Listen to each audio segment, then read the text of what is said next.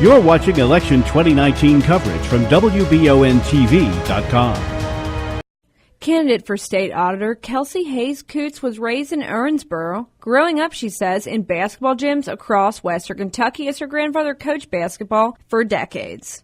Coots said she learned growing up, most importantly, to show up for others. During her 2-minute sit-down, the candidate in the Democratic primary said she graduated from UK and instantly began teaching 8th grade language arts. She goes on to say that the auditor's office is more than just a rubber stamp and that there needs to be the utmost of transparency in statewide government. The basis of the office, that she explains in her interview, which is crucial to Kentuckians, is that no hand should be taking from the taxpayers' money in the Commonwealth. Lastly, Coots said the goal is to cut down on corruption and to help make the office of auditor more transparent and easily accessible, as there exists a lot of confusion as to what the office actually accomplishes.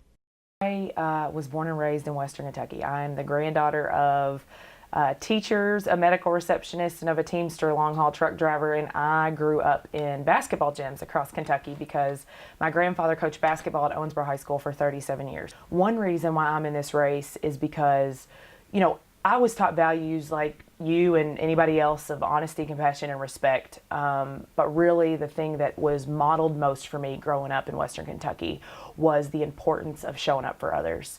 And frankly, I think that, some of our leaders have stopped showing up for us. In the classroom, I'm an advocate for my students.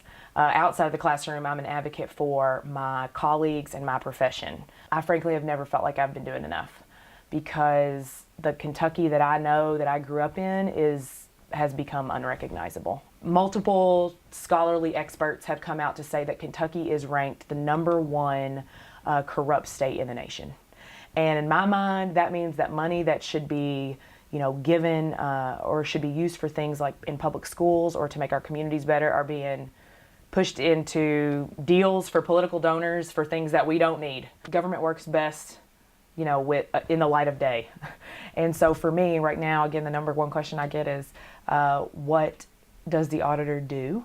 And then even if you wanted to find out what the auditor does, the website looks like it was made in 1994. It's not very navigable, or accessible.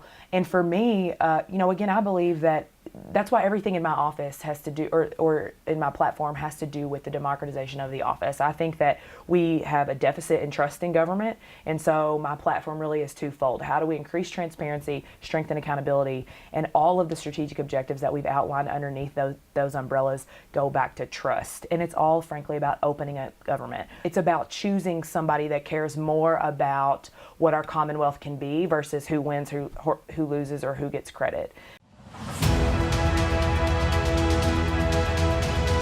You're watching Election 2019 coverage from WBONTV.com.